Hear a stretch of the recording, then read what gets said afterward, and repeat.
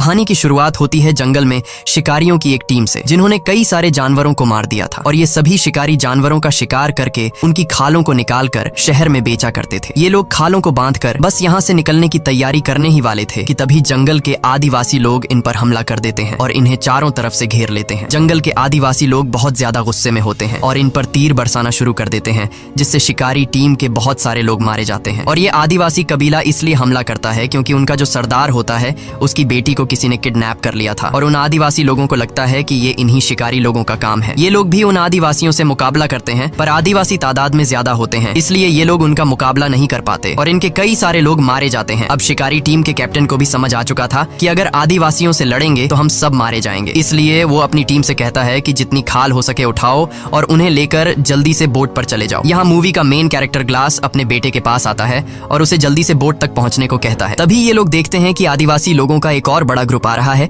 इसलिए ये लोग लड़ना छोड़ देते हैं और अपनी जान बचाने के लिए तेजी से बोट की तरफ भागते हैं। इसी बीच शिकारी टीम के और भी कई सारे लोग मारे जाते हैं। बस कुछ ही लोग बोट तक पहुंचकर यहाँ से निकल जाते हैं। उनके जाने के बाद आदिवासी लोग शिकारियों से बची सारी खालों पर कब्जा कर लेते हैं और कबीले के सरदार को यहाँ अपनी बेटी नहीं मिलती। अब कबीले का सरदार अपने लोगों से कहता है कि यहाँ पर जितनी भी उन अमेरिकन शिकारियों से खालें बची हैं उन्हें उठा लो। इन खालों को हम फ्रेंच शिकारियों को दे देंगे, बदले में हम उनसे घोड़े और बंदूकें ले लेंगे और मेरी बेटी को तब तक ढूंढते रहेंगे जब तक वो मिल नहीं जाती। दूसरी तरफ ये अमेरिकन शिकारी लोग काफी दूर जाने के बाद भी डरे हुए होते हैं और बंदूक तान कर तैयार रहते हैं, क्योंकि उन्हें भी पता था कि वह आदिवासी लोग इनका इतनी आसानी से पीछा नहीं छोड़ेंगे और वो कभी भी इनके ऊपर हमला कर सकते हैं। अब यहाँ पर इन लोगों को समझ नहीं आ रहा होता कि हमें किस तरफ जाना चाहिए। तब कैप्टन ग्लास से पूछता है कि हमें क्या करना चाहिए। ग्लास कहता है कि हमें इस बोट को छोड़ के जमीन के रास्ते चलना चाहिए, क्योंकि वो आदिवासी लोग नदी को फॉलो करते हुए जल्दी हमारे तक पहुंच जाएंगे, इसीलिए जमीन ही हम सबके लिए सबसे सेफ रास्ता है। लेकिन ग्लास की इस बात से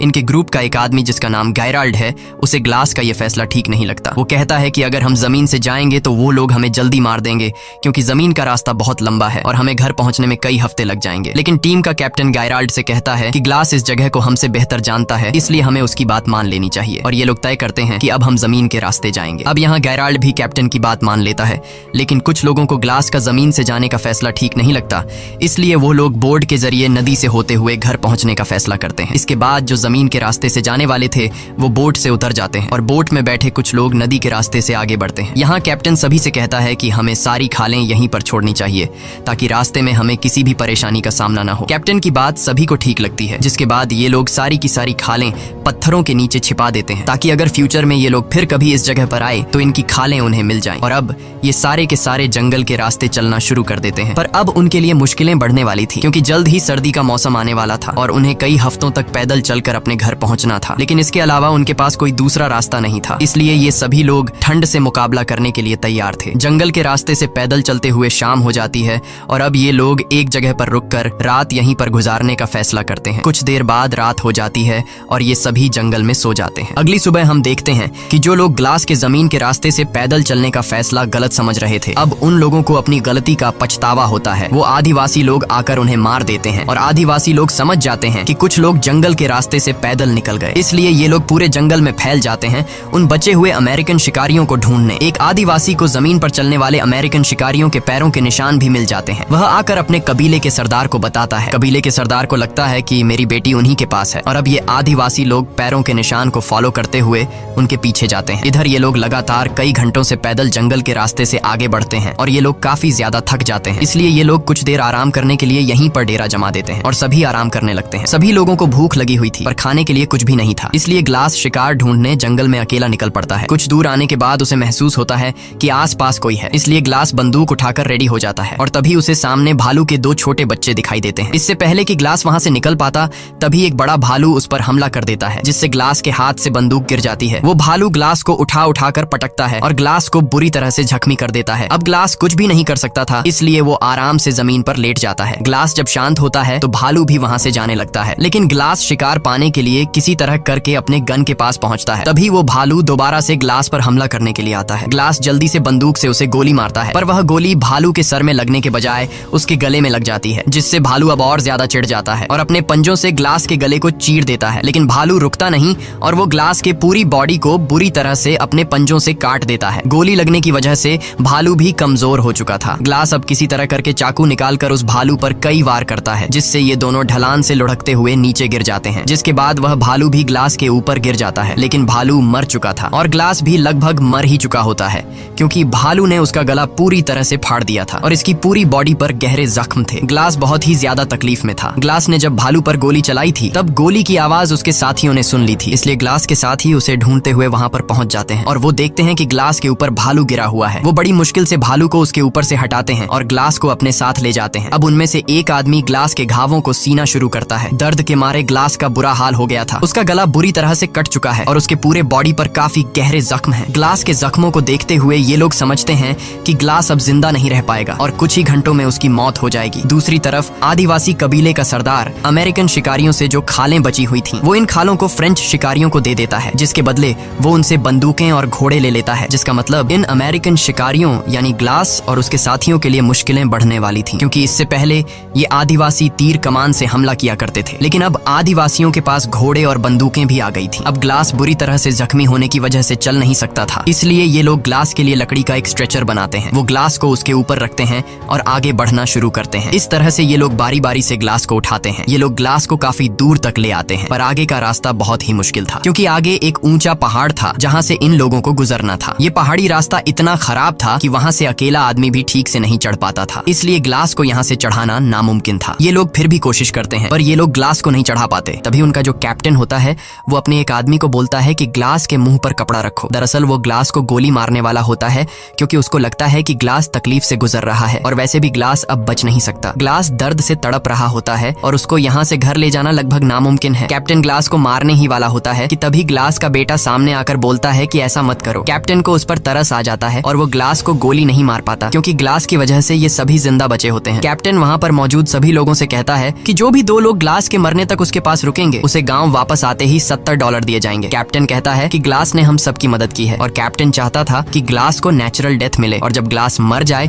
तो उसका अंतिम संस्कार करके वो 2 लोग भी वापस आ जाएं। अब ग्लास का बेटा फौरन बोलता है कि मैं रुकूंगा और वहाँ पर एक लड़का और होता है जिसका नाम फ्रेजर है। वो कहता है कि मैं रुकूंगा चाहे $70 मिले या ना मिले। अब ग्लास का बेटा हॉक और फ्रेजर दोनों उम्र में छोटे थे, इसलिए कैप्टन कहता है कि एक और आदमी भी इनके पास रहना चाहिए। यहाँ गेराल्ड सामने आकर बोलता है कि मैं रुकूंगा, पर $70 बहुत कम है। तब कैप्टन बोलता है ठीक है $100 मिलेगा। और तभी जो ग्लास का बेटा और जो दूसरा लड़का होता है वो कहते हैं कि तुम हमारे डॉलर भी रख सकते हो। ये सुनकर गेराल्ड कहता है $300 काफी है, इससे मैं अपना घर खरीद सकता हूँ और वैसे भी 2 से 3 दिनों की बात है, इससे ज्यादा दिन ग्लास जिंदा नहीं बच पाएगा। और गेराल्ड भी उनके साथ रुकने के लिए तैयार हो जाता है। अब ये 3 लोग ग्लास के पास यहाँ पर रुक जाते हैं और बाकी सब आगे निकल जाते हैं। गेराल्ड ग्लास के पास ही बैठ जाता है और ग्लास के मरने का इंतजार करने लगता है, लेकिन ग्लास मरने का नाम तक नहीं ले रहा होता। अगले दिन ग्लास का बेटा और वो दूसरा लड़का पेट भरने के लिए शिकार और पीने के लिए पानी लेने चले जाते हैं। तब गेराल्ड पास ही में एक घड़ा खोदने लग जाता है, लेकिन गेराल्ड ऐसा क्यों कर रहा है? क्या वह ग्लास को जिंदा दफनाने का सोच रहा है? ये तो हमें आगे ही पता चलेगा। इस तरह से और भी कई घंटे गुजर जाते हैं और जब गेराल्ड देखता है कि ग्लास अभी तक नहीं मरा, तब वो गुस्से से ग्लास के पास आता है और ग्लास से कहता है कि तुम मरते क्यों नहीं? तुम्हारी वजह से हम सबकी जान चली जाएगी, क्योंकि आदिवासी लोग अभी भी पागलों की तरह हमें ढूंढ रहे हैं और अगर आदिवासी यहाँ पर आ गए तो वो हम सबको मार देंगे और तुम अपनी जान देकर अपने बेटे की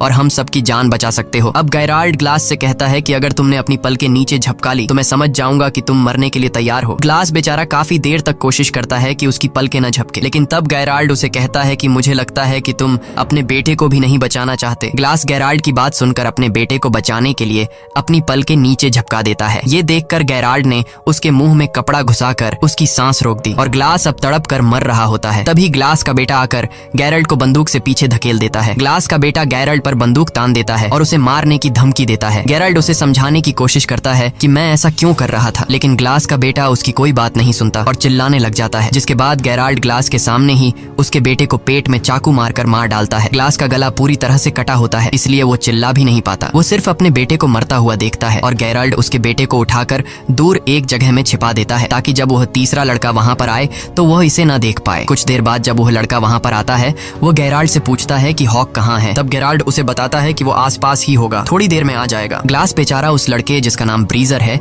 उसे बताने की कोशिश करता है कि गेराल्ड ने मेरे बेटे को मारा है, पर वह बता नहीं पाता क्योंकि उसके मुंह से आवाज नहीं निकल सकती। अब रात होती है, गेराल्ड और ब्रीजर सो जाते हैं। अगली सुबह गेराल्ड ब्रीजर को जगाकर उससे झूठ बोलता है कि मैंने यहाँ से कुछ ही दूरी पर 20 आदिवासी कबीले के लोगों को हमारे हमारी तरफ तेजी से आते हुए देखा। अगर वो यहाँ तक पहुंचे तो हमारे टुकड़े टुकड़े कर देंगे। ये सुनकर ब्रीजर डर जाता है और बोलता है कि अगर हम चले गए तो ग्लास और उसके बेटे हॉक का क्या होगा। जिस पर गैरल्ड कहता है कि अगर हॉक जिंदा होगा तो हमें ढूंढ लेगा। फिर वो लड़का कहता है कि ग्लास अभी जिंदा है और हमने कैप्टन से वादा किया था कि ग्लास के मरने के बाद हम उसका अंतिम संस्कार पूरे रीति रिवाज से करके यहाँ से निकलेंगे। ये सुनने के बाद गैराल्ड ग्लास को पैरों से पकड़कर बहुत बुरी तरह से खींचता है। ग्लास के पूरे शरीर में घाव होते हैं और वो दर्द से चिल्ला रहा होता है। अब गैराल्ड ने एक दिन पहले जो कब्र खोदी थी उसमें ग्लास को जिंदा डाल देता है और ऊपर से मिट्टी डालना शुरू कर देता है। तब वो लड़का कहता है कि ये तुम क्या कर रहे हो। गैराल्ड कहता है कि ये आज नहीं तो कल मर ही जाएगा और जैसा कि हमने वादा किया था उसका अंतिम संस्कार पूरे रीति रिवाज से किया जाएगा, तो मैंने अपना वादा पूरा कर लिया है। वो उसके ऊपर थोड़ी सी मिट्टी डाल देता है और वहाँ से चला जाता है और उस लड़के को बोलता है कि तुम भी मेरे साथ चलो। ब्रीजर को ग्लास के इस हाल के लिए बहुत दुख होता है। वो ग्लास से कहता है कि सॉरी मिस्टर ग्लास, मुझे जाना होगा, और ये कहकर वो पानी की एक बॉटल ग्लास के ऊपर रखकर वहाँ से निकल जाता है। अब यहाँ पर ग्लास अकेला है, वो तड़प रहा है। ग्लास कई घंटों तक उसी जगह पर जहाँ उसे दफनाकर चले गए थे अधमरी हालत में लेटा रहता है। वो सोचता है कि यहाँ पड़े पड़े वैसे भी मरना है तो क्यों न बचने की कोशिश की जाए। वो पूरी हिम्मत जुटाकर अपने हाथ पैर हिलाता है और बहुत तकलीफ से गुजरकर वो कब्र से बाहर निकलता है। ग्लास बहुत ज्यादा तकलीफ में होता है। वो रेंगते हुए सीधा उस जगह पर जाता है जहाँ उसके बेटे की लाश है। वो अपने बेटे की लाश को देखकर पूरी तरह से टूट जाता है और बदले की आग में जलने लगता है। उसके बाद वो अपने बेटे की लाश के ऊपर सिर रखकर सो जाता है। दूसरी तरफ सुबह होने पर गैरल्ड ब्रीजर को उठाकर कहता है कि जल्दी उठो, हमें यहाँ से निकलना होगा। आदिवासी कबीले के 12 लोग हमारे पीछे आ रहे हैं। ये सुनकर ब्रीजर गैरल्ड से कहता है कि तुमने तो कहा था हमारे पीछे 20 लोग लगे हैं। वो समझ जाता है कि गैराल्ड ने उससे झूठ कहा था, इसलिए वो गैराल्ड पर बंदूक तान लेता है। तब गैराल्ड ब्रीजर से कहता है कि तुम्हें तो मेरा शुक्रिया अदा करना चाहिए, मैंने तुम्हारी जान बचाई और तुम्हें डराना जरूरी था, क्योंकि एक अधमरे इंसान के साथ हम अपनी जान खतरे में नहीं डाल सकते थे। वैसे भी ग्लास मरने वाला था और अगर तुम जिंदा रहना चाहते हो तो मैं जैसा कहता हूँ वैसा करो, वरना तुम अकेले ग्लास के पास वापस जा सकते हो। ये सुनकर डर के मारे ब्रीजर गैराल्ड की बात मान लेता है और उसके साथ आगे बढ़ने लगता है। दूसरी तरफ ग्लास उसी जगह पर होता है और अब ग्लास को भूख लगती है। वो रेंगता हुआ एक जगह पर जाता है जहाँ किसी जानवर का स्कल पड़ा होता है। वो उसमें से एक हड्डी तोड़ता है और जो सूखा हुआ मांस होता है उसे खाता है। फिर वो रेंगता हुआ एक पहाड़ी के छोर तक जाता है जहाँ वो देखता है कि नीचे एक नदी है। ग्लास को अब प्यास भी लगी थी। वो बड़ी मुश्किल से उसी तरह रेंगता हुआ उस नदी के किनारे पहुंच जाता है और पानी पीने लगता है। लेकिन जब वो पानी पीता है तो पानी उसकी गर्दन से बाहर निकल जाता है क्योंकि उसकी गर्दन कटी हुई थी। अब ग्लास को सबसे पहले अपने घावों का इलाज करना था। उसके पास थोड़ा बारूद बचा होता है। वो सूखी घास इकट्ठा कर आग जला लेता है और थोड़ा सा बारूद अपनी गर्दन के उस हिस्से पर डालता है जहाँ गला कटा हुआ था। फिर वो एक जली हुई लकड़ी को अपनी गर्दन में लगाता है जिससे बारूद जलकर एक चिंगारी पैदा होती है और उस चिंगारी से उसकी गर्दन जल जाती है। वो ऐसा इसलिए करता है ताकि जलने से जो उसका घाव फटा हुआ है वो चिपक जाए। इस दौरान ग्लास को बहुत दर्द होता है और दर्द के मारे वो बेहोश हो जाता है। उसके बाद ग्लास कई दिनों तक उसी नदी के किनारे रहता है। वो पानी पीकर और मरे हुए जानवरों का मांस खाकर अपने आप को जिंदा रखता है। एक दिन वो आदिवासी कबीले वाले लोग उसी नदी के किनारे आ जाते हैं और इससे पहले कि वो ग्लास को देख पाते, ग्लास जल्दी से नदी में कूद जाता है। वो नदी में तैरता हुआ उन आदिवासी लोगों से काफी दूर चला जाता है। नदी के इस बर्फीले ठंडे पानी में रहने के बाद ग्लास का ठंड से बुरा हाल हो गया था। वो बहुत मुश्किल से आग जलाकर अपनी बॉडी को गर्म करता है और अब यहीं पर रहने का फैसला करता है। इस तरह से ग्लास को यहाँ पर रहते हुए काफी दिन गुजर जाते हैं। अब उसके जख्म भी ठीक हो चुके थे और ग्लास थोड़ा बहुत चलने लगा था। नदी के किनारे होने की वजह से उसे पानी की तो कोई कमी नहीं थी, लेकिन पेट भरकर खाना उसे बहुत मुश्किल से मिलता था। वो वहाँ नदी से मछली पकड़कर उसे कच्चा खाकर गुजारा किया करता था और अपने आप को जिंदा रखता। अब एक रात को जब वो सो रहा होता है तभी उसको आग की कुछ लपटें दिखाई देती हैं और जब वो उस तरफ जाता है तो वहाँ पर एक आदमी होता है जिसने बहुत बड़ा शिकार किया था और वो उसे खा रहा होता है। ग्लास उसके पास जाता है और जैसे ही वो ग्लास को देखता है वो अपना तीर और कमान उस पर तान देता है। ग्लास इशारों से बताता है कि मैं तुम्हारे लिए कोई खतरा नहीं हूँ, मुझे बस खाना चाहिए। वो आदमी समझ जाता है और ग्लास को खाने के लिए शिकार का एक टुकड़ा देता है और दोनों पूरी रात वहीं सो जाते हैं। सुबह उठकर वो आदमी जब ग्लास के जख्मों को देखता है तो वो ग्लास से पूछता है कि ये तुम्हें क्या हुआ है। तब ग्लास उसे बताता है कि मैं अपनी टीम के साथ शिकार पर था और मेरी ये हालत एक जंगली भालू ने की है, जिसके बाद मेरे साथियों ने मुझे मरने के लिए जंगल में ही छोड़ दिया और उन्होंने मेरे बेटे को भी मार दिया। ये सुनकर उस आदमी को ग्लास के लिए बहुत दुख होता है और ये जो आदमी है वो कहता है कि मेरे पूरे परिवार को भी फ्रेंच शिकारियों ने मार डाला। ये कहते हुए वो आदमी बहुत ज्यादा इमोशनल हो जाता है, पर वो कहता है कि वो उन फ्रेंच लोगों से बदला नहीं लेना चाहता क्योंकि बदला लेना ऊपर वाले के हाथ में है। वह आदमी ग्लास के जख्मों को देखते हुए कहता है कि तुम मेरे साथ ट्रैवल कर सकते हो और इसके बाद वो दोनों एक घोड़े पर आगे का सफर तय करते हैं। दूसरी तरफ गायराल्ड और ब्रीजर अपने गांव के काफी करीब पहुंच जाते हैं, लेकिन गांव में एंटर होने से पहले गायराल्ड ब्रीजर से कहता है कि हमने जो भी किया उसके बारे में किसी को भी पता नहीं चलना चाहिए। वो ब्रीजर से कहता है कि अगर उन्हें सच पता चला तो कैप्टन हमें सूली पर चढ़ा देगा। मजबूरी में ब्रीजर उसकी बात मान जाता है। अब गायराल्ड गैरल्ड और वो लड़का कैप्टन के पास जाते हैं और गैरल्ड कैप्टन को बताता है कि ग्लास के आखिरी सांसों तक हम उसके साथ रहे, हमने उसे अच्छी तरह से अंतिम संस्कार के साथ दफनाया और ग्लास का बेटा आदिवासी लोगों के हाथ लग गया और हम अपनी जान छुड़ाकर वहां से भाग आए। ये सुनकर कैप्टन अपने वादे के मुताबिक उन दोनों को $100 देता है, लेकिन वो लड़का पैसे लिए बिना वहां से चला जाता है। गैरल्ड उस लड़के के पैसे भी उठाकर बोलता है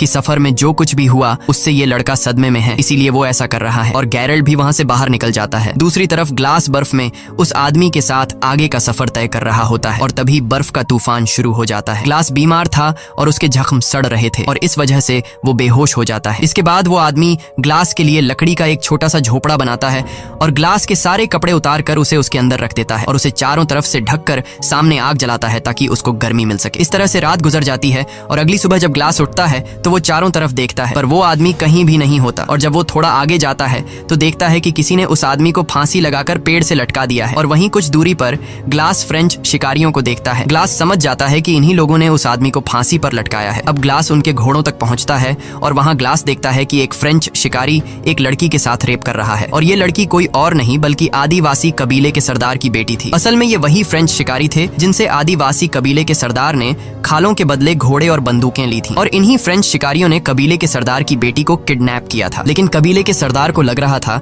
कि उसकी बेटी को अमेरिकन शिकारियों ने किडनैप किया है। उसके बाद ग्लास चुपके से पीछे से आकर जो आदमी कबीले के सरदार की बेटी के साथ गलत कर रहा था उसे मार देता है और लड़की को आजाद कर लेता है। यहाँ ग्लास होशियारी से काम लेते हुए एक घोड़े पर बैठ जाता है और बाकी घोड़ों की रस्सियां खोलकर बंदूक से गोली चला देता है, जिससे सभी घोड़े भाग जाते हैं। और अब उन फ्रेंच लोगों के पास घोड़े न होने की वजह से वे ग्लास का पीछा नहीं कर पाते, पर भागते समय ग्लास का पानी का बॉटल वहीं पर नीचे गिर जाता है। वहां से भागने के बाद ग्लास रात एक पेड़ के नीचे गुजारता है और जब सुबह होती है तो वो देखता है कि आदिवासी उस तक पहुंचने वाले हैं। वो जल्दी से अपने घोड़े पर बैठकर भागने लगता है, लेकिन वे आदिवासी उसके काफी करीब होते हैं। वो एक दो आदिवासी को गोली मारता है और घोड़े को और तेजी से भगाता है और दौड़ते दौड़ते सामने एक पहाड़ आ जाता है जिसके नीचे एक गहरी खाई होती है। लेकिन ग्लास अब रुक नहीं सकता क्योंकि अगर वो रुकेगा तो वे आदिवासी लोग उसे मार देंगे। इसलिए ग्लास घोड़े के साथ खुद को उस खाई से गिरा देता है और नीचे एक पेड़ से टकराता हुआ सीधा बर्फ में गिरता है। घोड़ा डायरेक्ट नीचे छोटे चट्टानों पर गिरने से मर जाता है, लेकिन ग्लास अभी भी जिंदा है क्योंकि वो पेड़ से टकराते हुए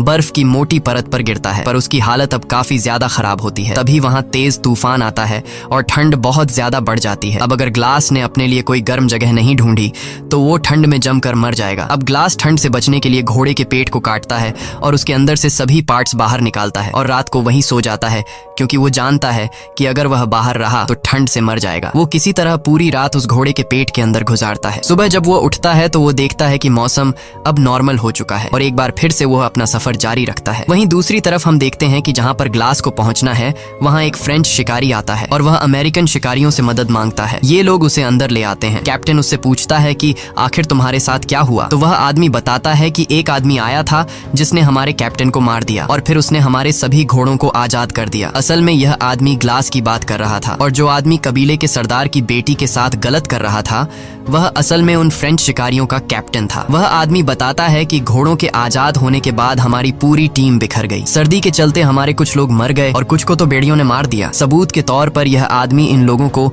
अपने साथियों का कुछ सामान दिखाता है और वह एक पानी की बोतल को दिखाते हुए कहता है कि जिस आदमी ने हमारे कैप्टन को मारा उसे जाते हुए यह पानी की बोतल गिर गई थी और यह वही बोतल होती है जो ब्रीजर ने ग्लास को उस जगह छोड़ते हुए उसके ऊपर रख कर आ गया था। ब्रीजर कहता है कि यह तो ग्लास की बोतल है जो कि मैंने उसे दी थी। अब ये लोग उस आदमी से पूछते हैं कि ग्लास ने तुम्हारे कैप्टन को कहाँ मारा था और वह आदमी 30 मील दूर वह जगह उन्हें बता देता है। जिसके बाद कैप्टन ब्रेजर और कुछ लोग ग्लास को ढूंढने के लिए घोड़ों पर निकल पड़ते हैं और यहाँ गैराल्ड को समझ आ जाता है कि अब वो फंसने वाला है। कई घंटों के सफर के बाद रात हो जाती है और ये लोग उस जगह तक पहुंच जाते हैं जहाँ पर उस आदमी को बोतल मिली थी। कैप्टन सभी लोगों को चारों तरफ ग्लास को ढूंढने के लिए कहता है और तभी उन्हें दूर से एक आदमी दिखाई देता है। जब ये लोग उसके करीब जाते हैं तो वो कोई और नहीं बल्कि ग्लास होता है और ग्लास को देखकर कैप्टन एकदम शॉक हो जाता है क्योंकि गैराल्ड ने तो उसे मरा हुआ बता दिया था। कैप्टन ग्लास के पास आकर उससे पूछता है कि तुम्हारे साथ क्या हुआ था। तब ग्लास उसे सारी सच्चाई बता देता है। जिसके बाद कैप्टन गैराल्ड को पकड़ने के लिए तेजी से वापस अपने गाँव आता है और गैराल्ड को ढूंढता है, लेकिन गेराल्ड तिजोरी से सारा पैसा चुरा कर भाग गया होता है। कैप्टन गुस्से में ब्रीजर को मारता है और अपने आदमियों से कहता है